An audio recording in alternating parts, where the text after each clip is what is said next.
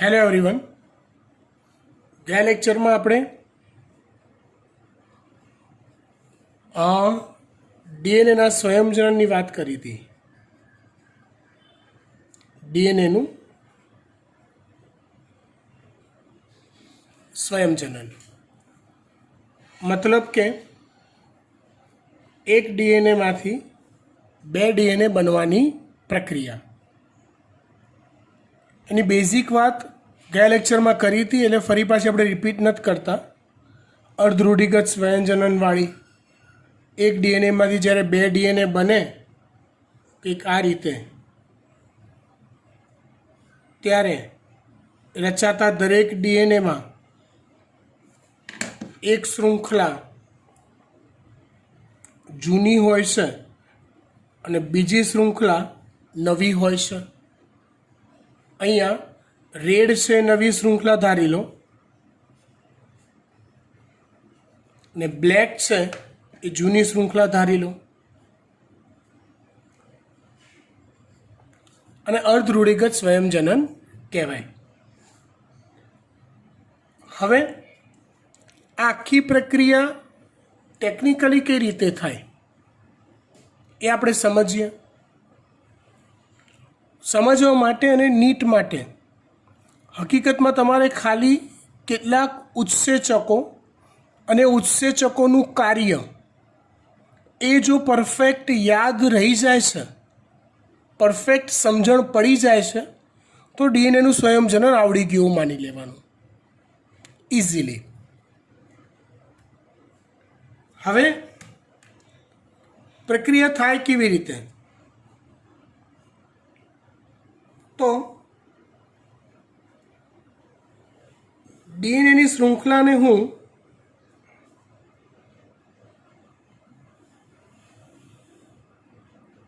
માની લો કે આવી જે કુંતલાકાર અંબળાયેલી હોય એ બધા કુંતલ મેં ખોલી નાખ્યા, વધુ સારી સમજણ પડે એટલે આખી શૃંખલાને સીધી કરી દીધી. આ રીતે બંને શૃંખલાઓ જે પરસ્પર વિરુદ્ધ દિશામાં ગોઠવાયેલી હોય, ધારો કે આ શૃંખલાનો 5' દિશા છે. કઈ રીતે 5' દિશા એ ગયા લેક્ચરમાં સમજાવ્યું હતું. તો અહીંયા એની 3' દિશા હશે. બીજી શૃંખલા એની વિરુદ્ધ દિશામાં ગોઠવાયેલી હોય, એની અહીંયા 5' દિશા હોય તો ઉપર 3' દિશા હોય. આ રીતે વચ્ચે જ્યાં દોર્યું છે એમની વચ્ચે સંકળાયેલા નિર્બળ હાઇડ્રોજન બંધ છે. જ્યાં ઓલું યાદ હોય તો એની સામે ટી હોય, બે નિર્બળ હાઇડ્રોજન બંધથી જોડાય. સીની સામે જી હોય, 3 નિર્બળ હાઇડ્રોજન બંધથી જોડાય. આવું કંઈક હોય. સ્વયંજનનની પ્રક્રિયાની શરૂઆત હેલિકેઝ અને ગાયરેઝ ઉત્સેચક દ્વારા થાય છે. ઉત્સેચક અને એનું કાર્ય આપણે બીજા પેજ પર લખતા જઈશું. એ મોસ્ટ આઈએમપી છે, આખી થિયરીનું હાર્ટ છે એવું કહેવાય. પ્રક્રિયાની શરૂઆત કરે છે કયો ઉત્સેચક? તો કે હેલિકેઝ અને ગાયરેઝ.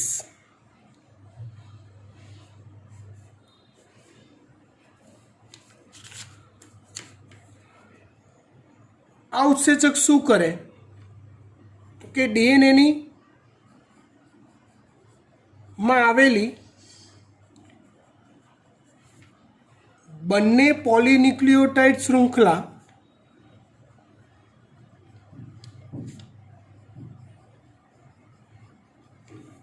વચ્ચેના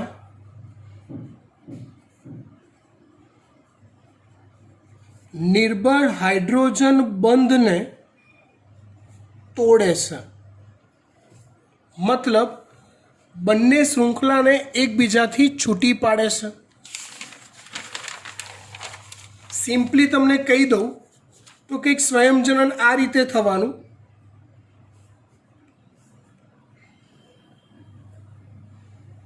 આ એક ડીએનએ હોય તો એમાંથી જે 2 ડીએનએ બનવાના એ આ રીતે બનવાના.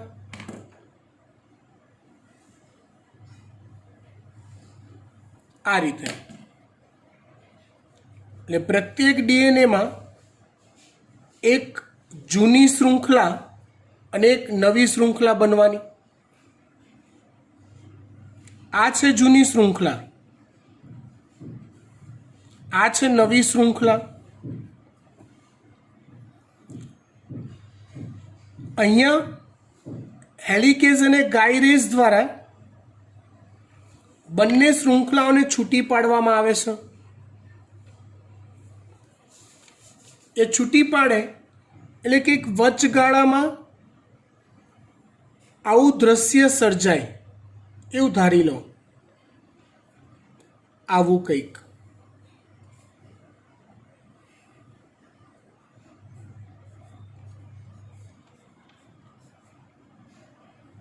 આ છે હેલિકેઝ અને ગાયરેઝ.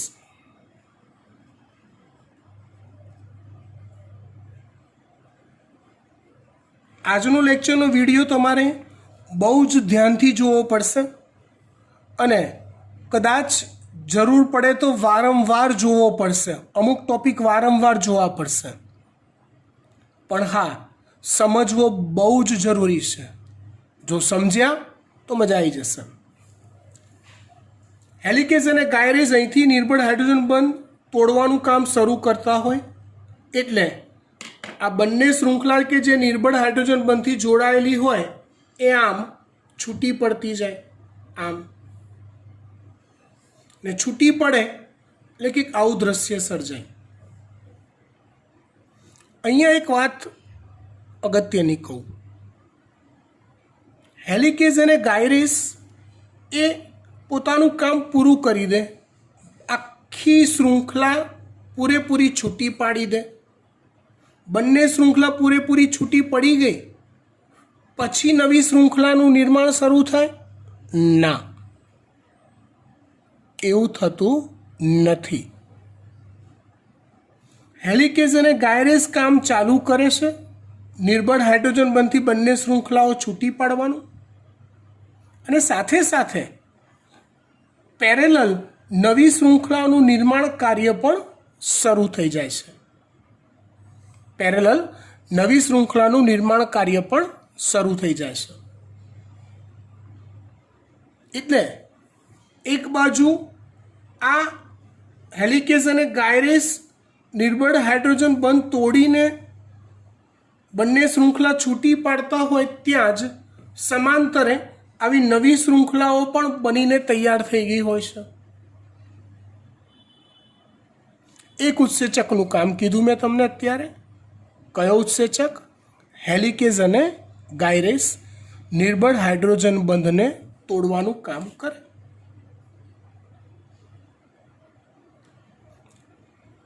નવી જે શૃંખલા બનશે ને એ શૃંખલા બનવામાં બંને શૃંખલાઓ એ ટેમ્પલેટ તરીકે વર્તે છે. T for template.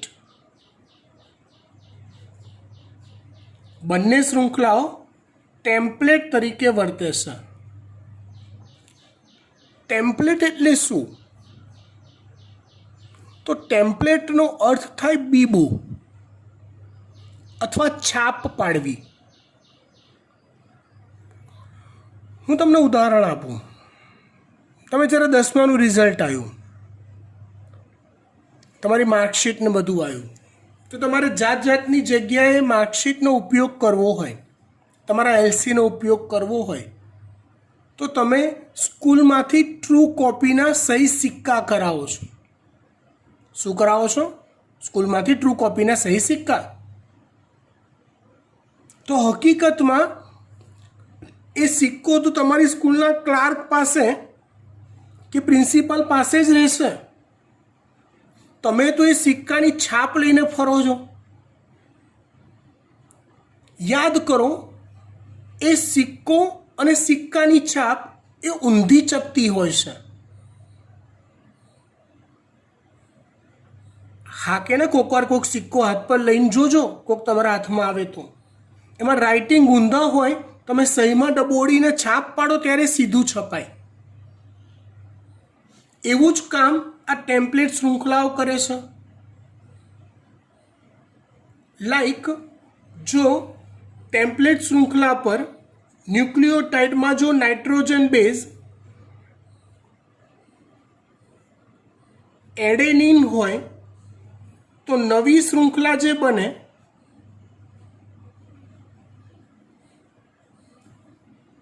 એમાં સામે ગોઠવાતો નાઇટ્રોજન બેઝ થાઇમીન હોય.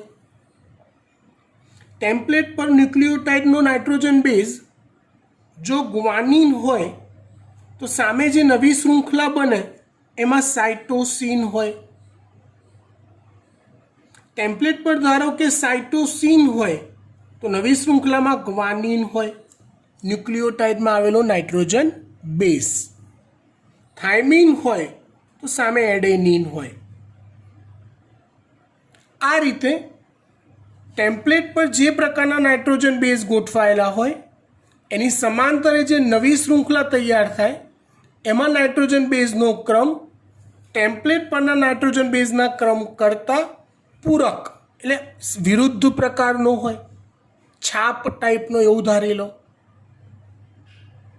અને માટે બંને શૃંખલાઓ આવી રીતે સમાંતરે નવી શૃંખલા બનાવે છે, માટે બંનેને ટેમ્પલેટ શૃંખલા કહેવાય છે. ઓકે, સ્ટેપ નંબર 1 હેલિકેઝ અને ગાયરેસ. હવે શૃંખલાઓ છૂટી પડે તો આ જે આકાર તૈયાર થયો ને એ ચીપિયા જેવો આકાર લાગે.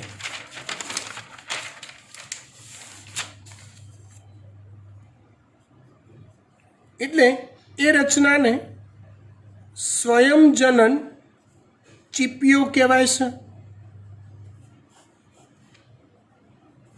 એ રચનાને સ્વયંજનન ચીપિયો કહેવાય છે. છૂટી પડેલી શૃંખલા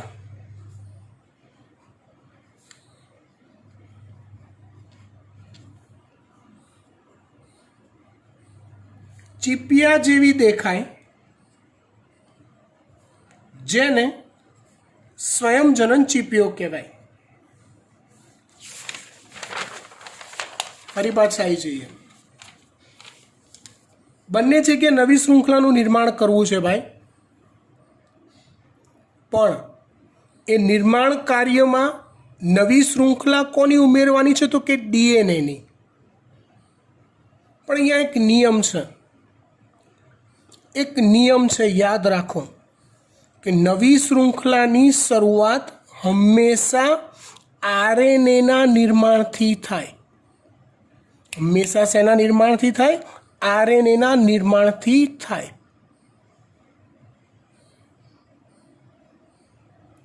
લાઈક કોઈક દુકાન, કોઈક મોટા જ્વેલરી શોરૂમનું ઉદ્ઘાટન હોય. ધારો કે આપણે વાત કરીએ કલ્યાણ જ્વેલર્સની, તો તમને બધાને યાદ છે જ્યારે કલ્યાણ જ્વેલર્સનું લોન્ચિંગ થયું હતું અમદાવાદમાં, ત્યારે એનું ઉદ્ઘાટન, એનો બ્રાન્ડ એમ્બેસેડર કોણ હતો? અમિતાભ બચ્ચન. રિબિન કાપીને પહેલું અંદર કોણ ગયું હતું? અમિતાભ બચ્ચન. ખરેખર એ દુકાનમાંથી ખરીદી કોને કરવાની છે? તમારા મારા જેવી આમ જનતાએ. રોજ બચ્ચન ખરીદી કરવા નથી જવાનો ત્યાં, પણ ઉદ્ઘાટન કોની જોડે કરાવવાનું? તો કે બચ્ચન જોડે. સેમ વે નવી શૃંખલા બનાવી છે કોની? ડીએનએની. પણ શરૂઆત તો કે આરએનએની શૃંખલાથી કરવી પડે છે. એટલે અહીંયા હું એક બીજો ઉત્સેચક લઉં જેનું નામ છે આરએનએ પોલિમરેઝ.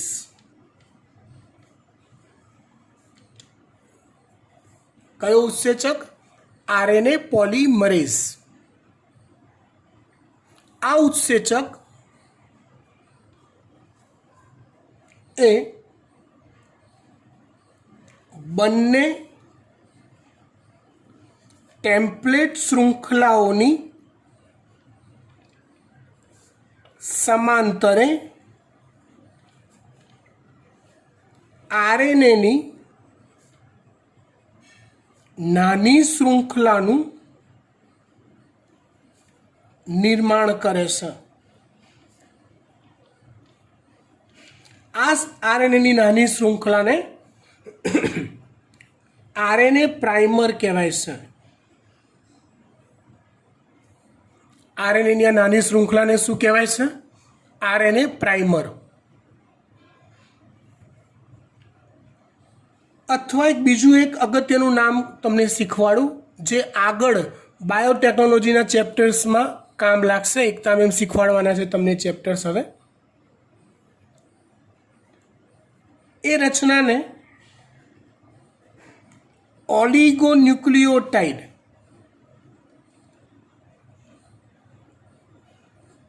યાદ છે? ઓલિગો, મોનો, ડાય અને પોલી. મોનોસેકેરાઇડ હોય, ડાયસેકેરાઇડ હોય, એવો પોલીસેકેરાઇડ હોય. તો પોલી કરતાં નાનો અને ડાય કરતાં મોટો એટલે કે 10 થી 12 ન્યુક્લિયોટાઇડ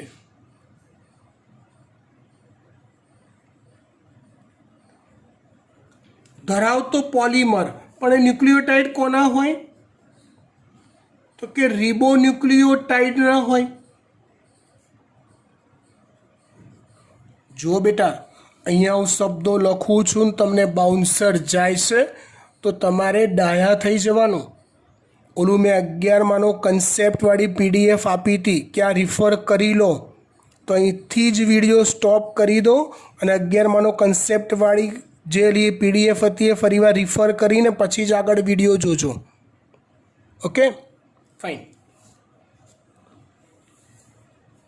રિબોન્યુક્લિયોટાઇડ 10 થી 12 ભેગા મળી આરએનએ પ્રાઇમર બનાવે. કોણ આ કામ કરે છે? તો કે આરએનએ પોલિમરેઝ કરે છે. કોણ આ કામ કરે છે? આરએનએ પોલિમરેઝ કરે છે. રચાયેલી આ શૃંખલા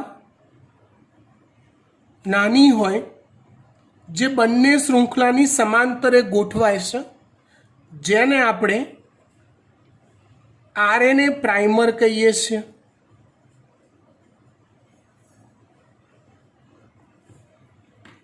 બે સ્ટેપ શીખવાડ્યા. આપણે શીખવાનું છે ખરેખર તો ડીએનએનું સ્વયંજનન, પણ એના તબક્કાવાર આપણે પ્રોસેસ શીખી રહ્યા છીએ. પહેલી પ્રોસેસમાં હેલિકેઝ અને ગાયરેસ જે બંને શૃંખલાને છૂટી પાડશે. શૃંખલા પૂરી છૂટી પડે એ પહેલાં નવી શૃંખલાઓનું નિર્માણ શરૂ થઈ જાય છે.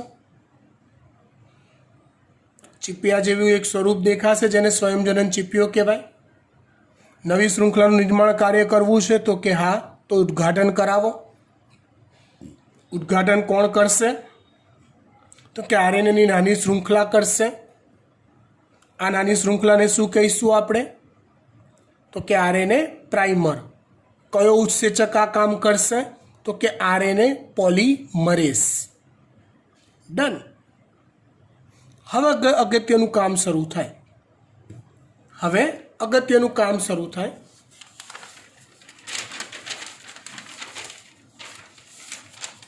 એક ત્રીજો ઉત્સેચક મોસ્ટ આઈએમપી ઉત્સેચક છે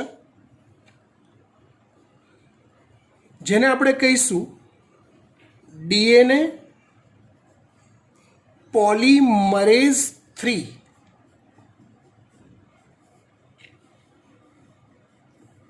કયો ઉત્સેચક કહીશું એને?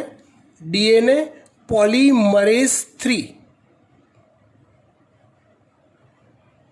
આ ઉત્સેચકનું કામ બહુ ભેદી છે, જોરદાર છે. એ શું કરશે? તો કે તે આ કામ ધ્યાનથી સમજજો. ના સમજણ પડે તો વિડીયો વારંવાર રિપીટ કરીને જોજો. નવી નિર્માણ પામતી શૃંખલાની 5' to 3' દિશામાં,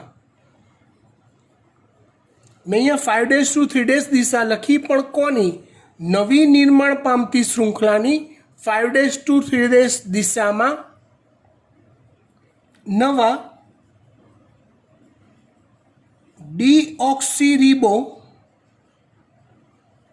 ન્યુક્લિયોટાઇડ બનાવે। આ એક પહેલું સ્ટેપ થયું। પહેલાં બનાવે 5' to 3' દિશામાં ડીઓક્સીરીબો ન્યુક્લિયોટાઇડ બનાવવાનો। પછી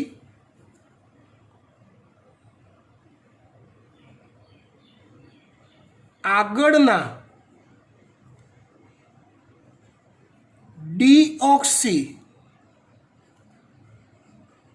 રિબોન્યુક્લિયોટાઇડ સાથે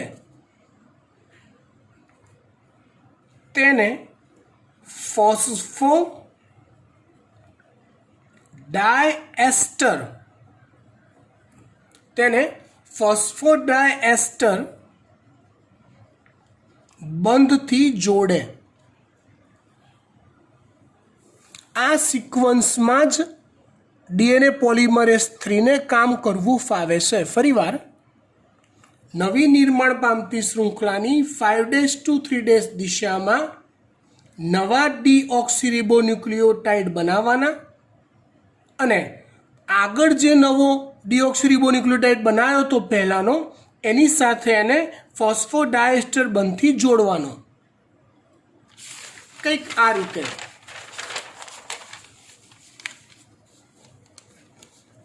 રીતે થશે બેટા। જો પહેલાં આપણે દિશા જોઈ લઈએ। આ જૂની શૃંખલા છે જેની આ 5' દિશા છે, આ 3' દિશા છે।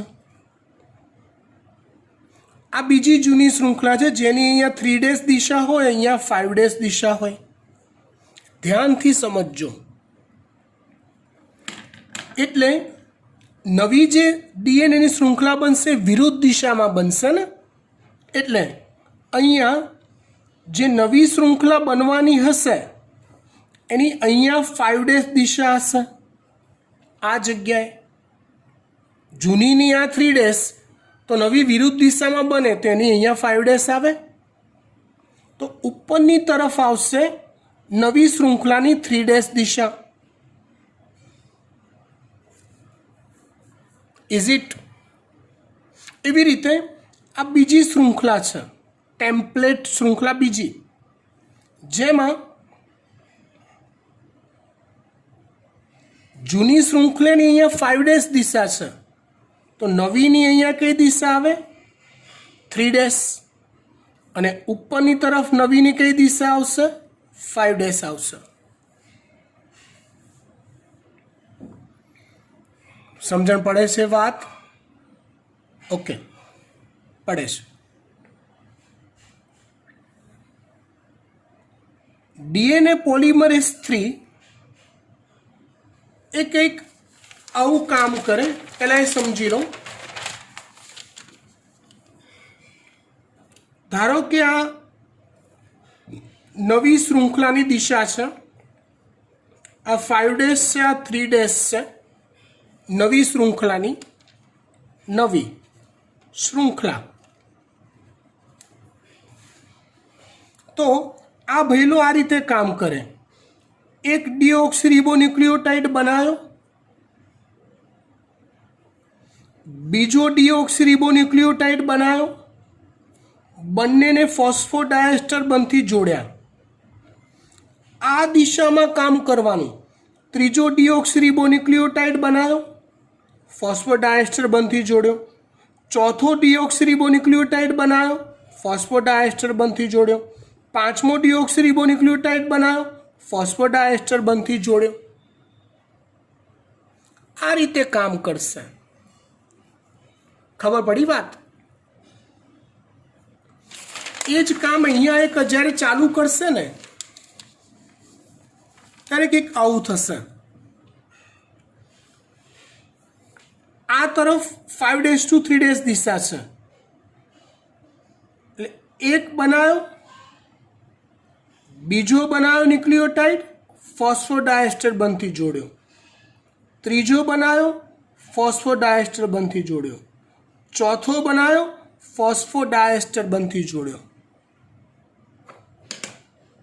અહીંયા હેલિકેઝ અને ગાયરેસ એક વિચિત્ર અડચણ ઊભી કરે છે. કેવી રીતે?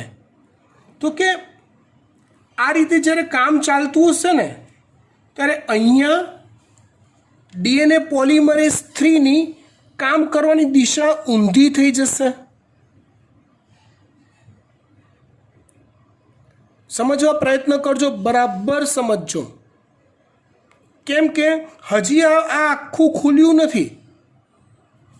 ધારો કે આટલું ખુલ્યું હોય તો અહીંથી એ કામ કરવાનું ચાલુ કરે, એક બનાવે, બીજો બનાવવાની આગળ જગ્યા જ ના મળે. ફરી પાછું હેલિકેઝ ગાયરેસ કામ ચાલુ કરે, એકાદો બનાવ્યો, બીજો બનાવવાની જગ્યા જ ના મળે. અને સિક્વન્સ શું છે? હું નવો ડીઓક્સીરિબોન્યુક્લિયોટાઇડ આગળ પહેલાં બનાવું, પછી પાછલા સાથે જોડું. એટલે લોચો એવો પડે છે કે બીજી બાજુ જે શૃંખલા તૈયાર થાય ને એમાં બધે ફોસ્ફોડાયસ્ટર બંધના જોડાણ અવેલેબલ નથી રહેતા, કેમ કે દિશા ઊંધી છે. આ દિશા પ્રોપર ચાલે છે, પરફેક્ટ ચાલે છે, કેમ કે 5 days to 3 days જે દિશામાં ડીઓક્સીરિબોન્યુક્લિયોટાઇડને કામ કરવું છે ને એની પ્રોપર દિશા છે. અહીંયા એ દિશા ઊંધી પડી જાય છે. એટલે કંઈક આવું થાય છે. ફાઇનલી જ્યારે બંને શૃંખલાઓ છૂટી પડી જાય, જૂની બંને છૂટી પડી જાય, ત્યારે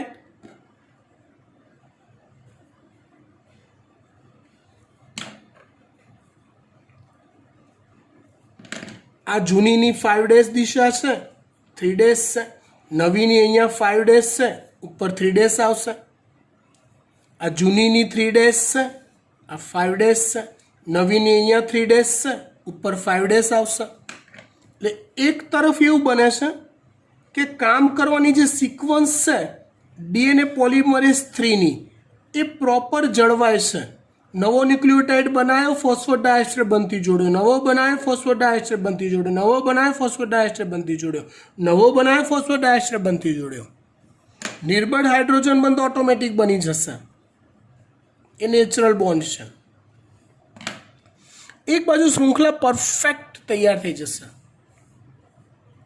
બીજી બાજુ હેલિકેઝ અને ગાયરેસ થોડું થોડું કામ કરતો જાય. ડીએનએ પોલિમરેઝ 3 કામ કરે બિચારો, ન્યુક્લિયોટાઇડ બનાવે, પણ એની જે દિશામાં કામ કરવાની દિશા છે એ અહીંયા ઊંધી પડી જાય છે. એટલે માટે ક્યાંક ક્યાંક જોડાણ થાય ફોસ્ફોડાયસ્ટર બંધનું, બાકી બધે એ જોડાણ રહી જાય છે. નિર્બળ હાઇડ્રોજન બંધ બની જશે, પણ ફોસ્ફોડાયસ્ટર બંધથી આખી ડીએનએની શૃંખલા તૈયાર થતી નથી.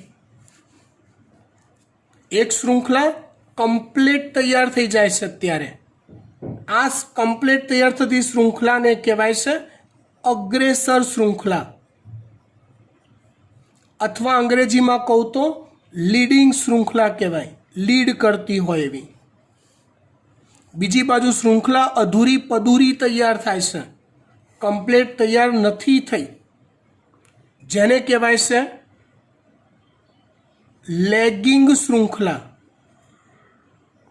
અથવા વિલંબિત શૃંખલા કહેવાય છે. લેગિંગ શૃંખલા અથવા વિલંબિત શૃંખલા કહેવાય છે. અને આવા છૂટા છૂટા જે ન્યુક્લિયોટાઇડના ટુકડાઓ જોવા મળે છે એ ટુકડાઓને ઓકાઝાકી ટુકડા કહેવાય છે.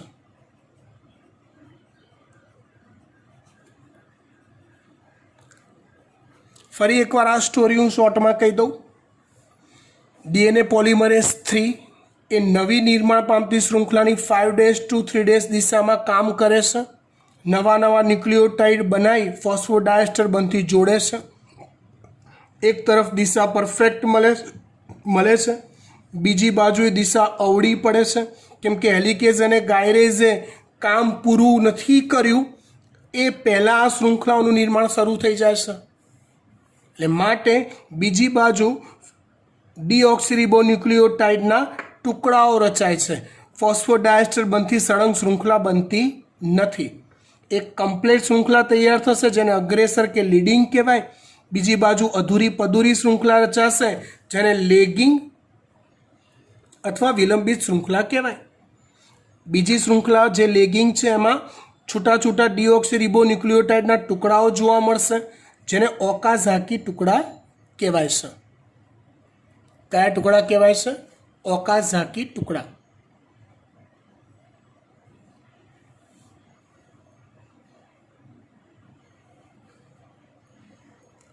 શું ડીએનએનું સ્વયંજનન થઈ ગયું? એકમાંથી 2 ડીએનએ પૂરા બની ગયા? ના, હજી કામ બાકી છે, અધૂરું છે. એ અધૂરું કામ પૂરું કરવા માટે એક ચોથો ઉત્સેચક જોડાય છે.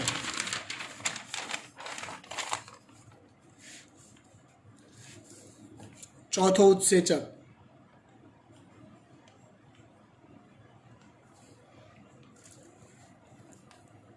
જેનું નામ છે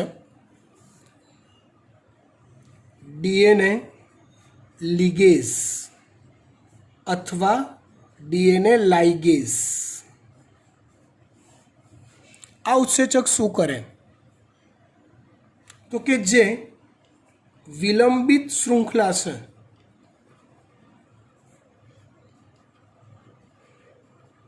એમાં જરૂરી ફોસ્ફોડાયએસ્ટર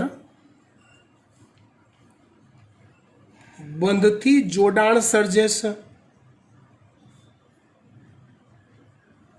મતલબ જે ઓકાઝાકી ટુકડાઓ છે એમની વચ્ચે ફોસ્ફોડાયસ્ટર બંધથી જોડાણ જ્યાં જ્યાં ખૂટતું હોય એ કામ પૂરું કરે છે ડીએનએ લિગેઝ અથવા લાઇગેઝ. આ જોડાણ હું આની વાત કરું છું. કયો ઉત્સેચક આ કામ કરે છે? તો ડીએનએ લિગેઝ અથવા લાઇગેઝ કરે છે. ચલો, થઈ ગયું સ્વયંજનન પૂરું. ચોપડીમાં એટલે સુધી જ આપ્યું છે પૂરું એમ, હકીકતમાં બાકી રહ્યું. જુઓ તો ધ્યાનથી, શું આખી નવી ડીએનએની શૃંખલા બની ગઈ? ના, પેલું ઉદ્ઘાટન કરવાવાળો પ્રાઇમર હજી બેઠો છે. જુઓ, આ રહ્યો. એને દૂર નહીં કરવાનો. આપણે તો પૂરેપૂરો ડીએનએ બનાવવો છે. પ્રાઇમરનું શું? હે ને? તો આપણે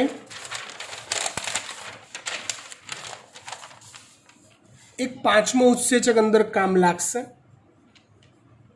જેનું નામ છે ડીએનએ પોલિમરેઝ 2. કયો ઉત્સેચક છે? ડીએનએ પોલિમરેઝ 2 ઉત્સેચક છે. આ ઉત્સેચક શું કરે? તો આરએનએ પ્રાઇમરને દૂર કરી નવી ડીએનએની શૃંખલાનું નિર્માણ કરે છે. મતલબ અહીંયા જે આ પ્રાઇમર છે આ એને દૂર કરી દેવાનો ને એટલી જગ્યાએ બાકીની ડીએનએની શૃંખલાનું ઉમેરણ કરી દેવાનું. આ રીતે સ્વયંજનનનું કામ પૂરું થાય છે. આ ટોપિક અહીંયા પૂરો થઈ ગયો. ત્યાર પછી એક નવા ટોપિકની શરૂઆત કરીએ. એક નવો ટોપિક,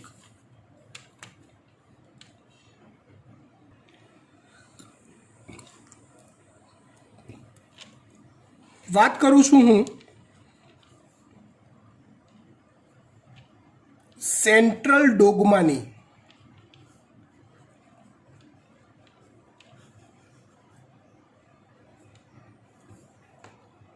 અથવા જનીનની અભિવ્યક્તિની, અથવા એને કહેવાય છે પ્રસ્થાપિત પ્રણાલીની. એક રિક્વેસ્ટ કરું તમને, ડીએનએનું સ્વયંજનન સુધીનો વિડીયો તમારો પતી ગયો છે. વિડીયો કન્ટિન્યુ આગળ હું તો કન્ટિન્યુ આપું છું, પણ તમે અહીંયા સુધી વિડીયો સ્ટોપ કરી ડીએનએ સ્વયંજનન પાક્કું તૈયાર કરી સમજી જાઓ, પછી જ આગળ વિડીયો તમે જોજો, નહીં તો બધું મિક્સ થઈ જશે. હા ને? Okay, fine. સેન્ટ્રલ ડોગમા અથવા જનીનની અભિવ્યક્તિ અથવા પ્રસ્થાપિત પ્રણાલી. આપણે ચેપ્ટર નંબર 5માં એવું જોયું કે ફલાણો જનીન પોતાની અભિવ્યક્તિ વ્યક્ત કરે છે.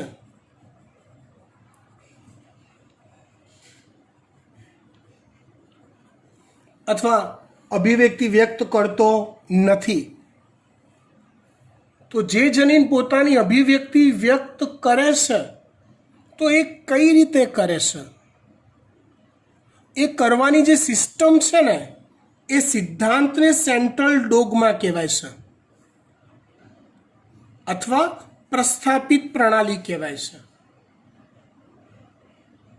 એ પ્રક્રિયાને પહેલાં આપણે શોર્ટમાં સમજી લઈએ. પ્રક્રિયાને પહેલાં આપણે એકદમ શોર્ટમાં સમજીએ. ધારો કે આ કોઈ એક જનીન છે, સમજજો બેટા. કોઈ એક જનીન અથવા ડીએનએ છે, એણે પોતાની અભિવ્યક્તિ વ્યક્ત કરવી છે. તો સૌથી પહેલાં એ ડીએનએમાંથી એક એમઆરએનએ બને છે. આરએનએ રિબોન્યુક્લિયોટાઇડનો પોલિમર, પેન્ટોઝ શર્કરા રિબોઝ, એનો પોલિમર એમઆરએનએ. 11માં એમઆરએનએ વિશે આપણે જોઈ ગયા છીએ, મેસેન્જર અથવા સંદેશક આરએનએ. પહેલાં આ પ્રક્રિયા થાય છે, જેને ગુજરાતીમાં પ્રત્યાંકન અથવા ટ્રાન્સક્રિપ્શન કહેવાય છે. જેને ગુજરાતીમાં પ્રત્યાંકન અથવા ટ્રાન્સક્રિપ્શન કહેવાય છે અંગ્રેજીમાં. હવે એ એમઆરએનએ કોષ કેન્દ્રની બહાર રિબોઝોમ નામની અંગિકા પર જાય છે.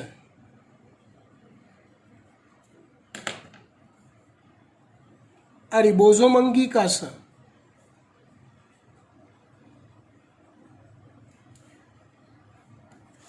આ રિબોઝોમ અંગિકા છે. એમઆરએનએ રિબોઝોમ નામની અંગિકા પર જાય છે. કેમ? તો ડીએનએને પોતાની અભિવ્યક્તિ વ્યક્ત કરવી છે, પણ એ બોસ છે. એ પોતે બોસ છે, એ ક્યાંય જતો નથી. એણે શું કર્યું તો કે પોતાની એક છાપ, ઓલું સિક્કો અને એની છાપ, એવી એક છાપ એમઆરએનએને આપી દીધી બનાવીને કે જા, હું તો અહીંયા રાજા છું, હું ક્યાંય ના જાઉં, તારે જવું પડશે. તે એમઆરએનએનું નિર્માણ કરે અને એને મોકલે. એ જાય ક્યાં? તો કે રિબોઝોમ પર. રિબોઝોમ પર એમઆરએનએ પરના જે સંકેત મતલબ શું? તો કે જે નાઇટ્રોજન બેઝ હોય ને,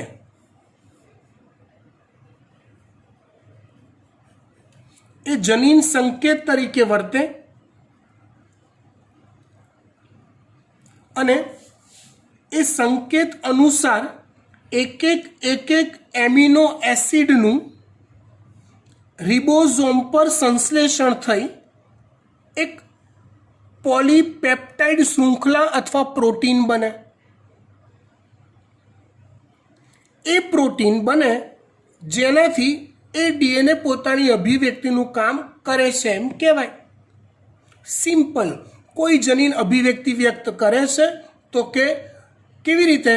તો કે આ પ્રોસેસથી એમઆરએનએનું રિબોઝોમ પર જઈ અને એના સંકેતોને અનુરૂપ એમિનો એસિડનું સંશ્લેષણ થવું,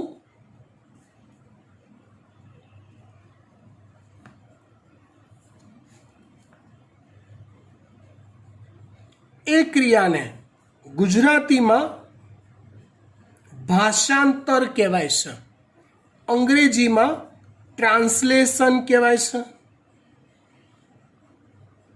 આ કેવી વાત થઈ? સાંકેતિક ભાષા સમજીને એનું અર્થઘટન કરવાની વાત થઈ. અહીંયા ડીએનએ એમઆરએનએને લખી નથી આપતો કે ભાઈ ટ્રિપ્ટોફેન એમિનો એસિડ લાવજો, એના પછી વેલાઇન લાવજો, એના પછી ગ્લુટેમિક એસિડ લાવજો.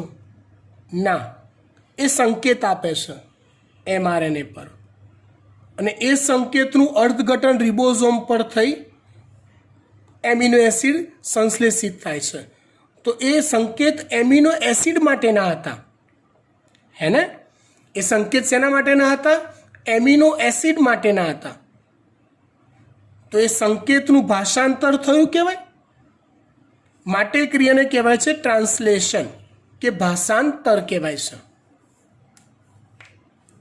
સમજી ગયા?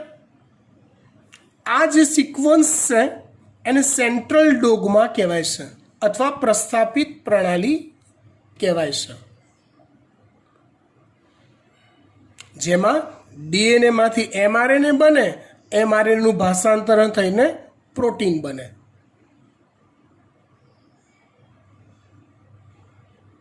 સમજી ગયા?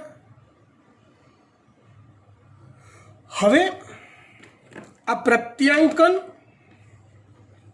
ને ડિટેલમાં પછી જોઈશું, ભાષાંતર ને ડિટેલમાં પછી જોઈશું. અહીંયા કેટલીક અપવાદરૂપ વાત નક્કી કરીએ આપણે. પહેલાં કુદરતમાં કેટલાક સજીવો અપવાદ છે કે જે આ મેથડને ફોલો કરતા નથી. પ્રસ્થાપિત પ્રણાલી, નક્કી કરેલી પ્રક્રિયા, રિવાજને ફોલો કરતા નથી. કોણ? તો કે જે સજીવો પાસે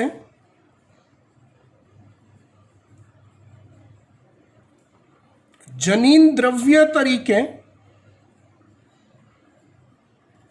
આરએનએ હોય છે તે સજીવો પ્રત્યાંકન ભાષાંતરણના સ્ટેપને ફોલો નથી કરતા. કેમ કે પ્રત્યાંકનનો અર્થ થાય DNA to RNA, making of RNA from DNA.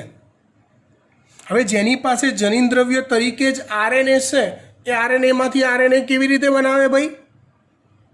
ના બનાવે. એટલે આ સજીવ ઊંધું ગણિત રમે છે. એ લોકો આરએનએમાંથી ડીએનએ પહેલાં બનાવે છે, જે પ્રક્રિયાને રિવર્સ ટ્રાન્સક્રિપ્શન કહેવાય છે. ટ્રાન્સક્રિપ્શનમાં ડીએનએમાંથી એમઆરએનએ બને, રિવર્સ ટ્રાન્સક્રિપ્શનમાં આરએનએમાંથી ડીએનએ બને. ઊંધી પ્રક્રિયા પર ચાલે છે.